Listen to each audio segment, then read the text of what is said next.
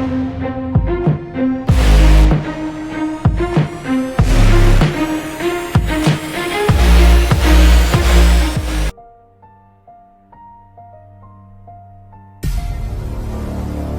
ब्राह्मणी एठी मो गोटे पार्श्वर नीलकंठपुर गाँ तो आउ एक पार्श्वर भुवन गाँ कहीं केते वर्ष तलू केते कथा ये छाती भितर चापी रखी से कालीमा रात्रि आज भी मो आखि आगे नाची जाऊँ। निष्पाप कोमल 12 वर्षर बालकर वीरगति आज भी मो हृदय को विताड़ित करुच्ची। मोरी कोल से खेली बुलूला मु भी तो गोटे माँ मोरी कोल से टली पड़ा केमिति सह्य करि से दिन मु भी गर्जी उठी सारा प्रकृति भी तार कराल रूप देखाई मो साथ देइथिला। आज से वीरत्वर कहानी तुम मानक शुणाइबा को जाउछि। सारा भारत वर्ष इंग्रेज को अधीन रे ओडिसार गड़जात राजा माने इंग्रेज मानक सह मिसी शोषण अत्याचार चलाई थांते। ढेंकानाळर राजा मध्य एथिरु बाद पड़ी न थांते।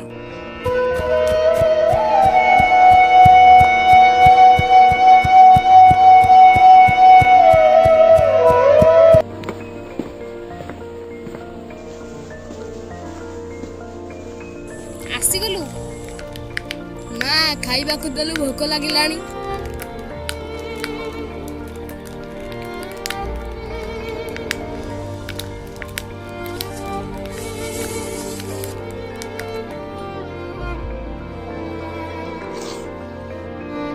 माँ आज भी भात तू लुण पकाइनु कोठु आणी में धुन तो पाई लुण तू डंगा चलाई आ तो मामू मजूरी लगी जो 2 पैसा रोजगार करुच सब तो राजा कर आकार रे छड़े नहीं जाउछन। आम राजा तो गोरा सरकार सह मिसी शोषण अत्याचार आरंभ कर देछन के जानी आम भाग्य रे लुण अछि कि नहीं। वंदे उत्कल जननी भारत माता की जय।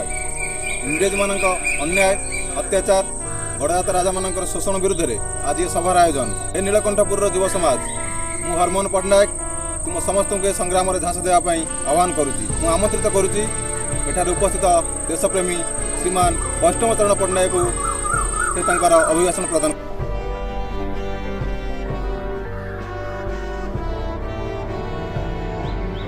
एठार उपस्थित थिबा समस्त देशप्रेमी भाई मानक मोर प्रणाम। माटी माँ पाई निजर अधिकार पाई एठार उपस्थित होइथिबारु समस्त को मोर धन्यवाद। आमर आदरर गांधीजी वो अनेक क्रांतिकार को नहीं 1930 मसीह आरंभ होइथिला लवण सत्याग्रह। यही आंदोलन को 8 वर्ष पूरी जाइथिले भी इंग्रेज सरकार आज भी आंभ मानक ठारू लुण पाई 2 गुणा कर आदाय करुची। ये समुद्र आमर लुण मारिबार अधिकार आम हेले आमर अधिकार आम ठारू छड़े निया जाउची। एथिपई किए दायी कौन केवल इंग्रेज सरकार बड़ा दुखर कथा जो राजा मानक आम मुंडे बसैचे से माने भी कम नुहंती इंग्रेज मानक ठारू। राजा तो आमर बापा माँ आमर अन्नदाता आमे तांको विरुद्ध रे काहे की जीवा। आमे वर्ष सारा मुंड धड़ तुंडे मारी फसल करुचे हेले सेही फसल को कर आकार रे राजा आम ठारू छड़े नेउछंदी से किपरि आमर बापा माँ कोन ए अन्याय रे शोषण नाही निज स्वाभिमान सहित लड़िबा निज अधिकार पाई। तेणु समस्त मोर विनीत अनुरोध समस्ते प्रजामंडल आंदोलन रे जोग दियो निजर अधिकार पाई निजर हक पाई लड़ाई जारी रख। भारत माता की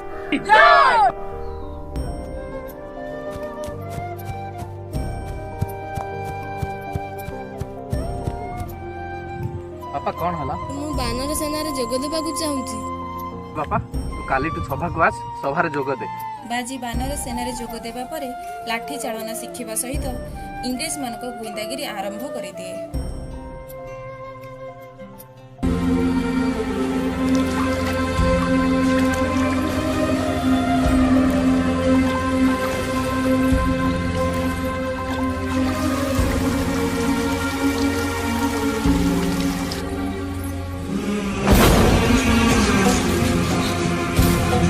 महाराज महाराज समस्त प्रजा मान को वैष्णवटा निज नेतृत्व में नहीं प्रजा माने कर देवा मना करने सहित काली राति रे से आम सिपाही मान को आक्रमण करछंती। एते साहस मानकर से राजा विरुद्ध में स्वर उत्तोलन करेंगे मो चरण तले शरण पशिया बदल मोर विरोध करुछंती। तुमे गोटे काम कर पुलिस विभाग को सूचना दियो पुरस्कार राशि घोषणा कर। We have to go Bhuvan. Sir, we have to destroy Bhuvan also.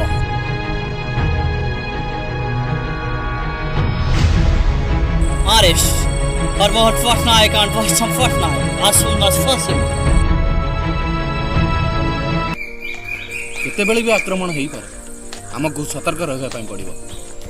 Sardar Sardar ବାଜି ଆଜି ଖବର କ'ଣ ଅଛି? ସେମାନେ ଆଜି ତୁମମାନଙ୍କୁ ବନ୍ଦୀ କରିବା ସହ ପ୍ରଭୁମାନଙ୍କୁ ନାଶ କରିବାକୁ ଚେଷ୍ଟା କରିବେ। ବଞ୍ଚାଇବା ପାଇଁ କିଛି ନା କିଛି ଯୋଜନା କରିବା ପାଇଁ ପଡ଼ିବ। ଖବର ପକ୍କା ତ ବାଜି? ହଁ ସର୍ଦ୍ଦାର, ମୁଁ ନିଜ କାନରେ ଶୁଣିଛି। ଶୀଘ୍ର ଯାଇ ଭୁବନବାଲାକୁ ସତର୍କ କରିବା ପାଇଁ ତୁମେ ଖବର ଆଣି ବହୁତ ବଡ଼ କାମ କରିଛ ବାଜି। ଜଣା ନାହିଁ କେତେ ନିରୀହ ଜୀବନ ବଞ୍ଚିଯିବ।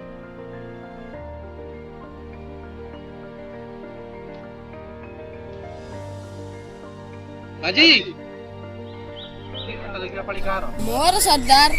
ଯାହାର ବାବୁ ହେଲେ କୌଣସି ଇଂରେଜ ସରକାରଙ୍କୁ ଘାଟ ପାରି କରିବାକୁ ଦେବୁନି।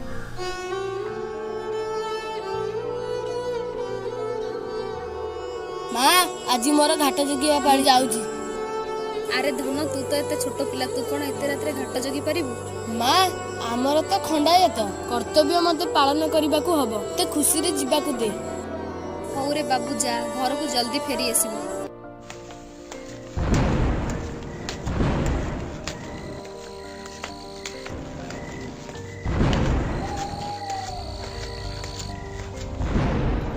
ସେଦିନ ବାଜିକୁ ନୀଳକଣ୍ଠପୁରରୁ ଭୁବନକୁ ନଦୀ ପାର କରାଇବାକୁ ପଡ଼ିଲା।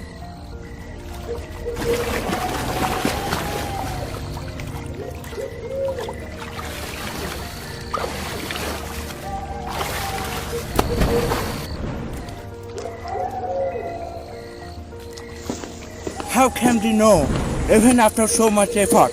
Don't know. Who informed our plan to the people? Hey boy, come here. फरासान का हुकुम हमको नदी पार कर दे। ପ୍ରଜା ମେଳିର ଆଦେଶ ନାହିଁ, ମୁଁ ତୁମକୁ ଘାଟ ପାର କରେଇ ଦେବିନି। We don't have much time. फरा साहिब कौन कहले शुना गलानी ବଞ୍ଚିଥିବା ଯାଏ ନଦୀ ପାର କରେଇ ଦେବିନି। जीवन को जदी भय अछि हम कथा मानि जामु। Take us across the river. You will get 2 times the gold coin.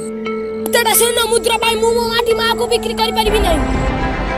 So get ready to die.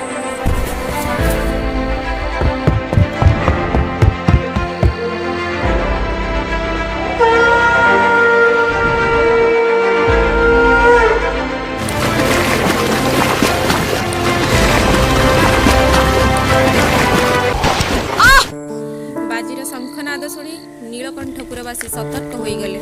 ରଶି ସାହାଯ୍ୟରେ ଡଙ୍ଗାକୁ କୂଳକୁ ଆଣିବାକୁ ଚେଷ୍ଟା କଲେ। ଏହି ସମୟରେ ଫିରଙ୍ଗୀମାନଙ୍କ ଆଖି ବୁଜା ଗୁଳିଚାଳନା ଯୋଗୁଁ ଅନେକ ଶହୀଦ ହୋଇଗଲେ। ଧନ, ତତେ ମନା କରୁଛି, ଯା ନା, କାହିଁକି ମୋ କଥା ଶୁଣିଲୁନି? ନାନୀ ଲୋ, କାନ୍ଦେନି ଲୋ, ଆଜି ତ ଆମ ଦେଶ ପାଇଁ ଶହୀଦ ହୋଇଛି। ନାନୀ, ଶହୀଦର ମା କ'ଣ କେବେ କାନ୍ଦେ?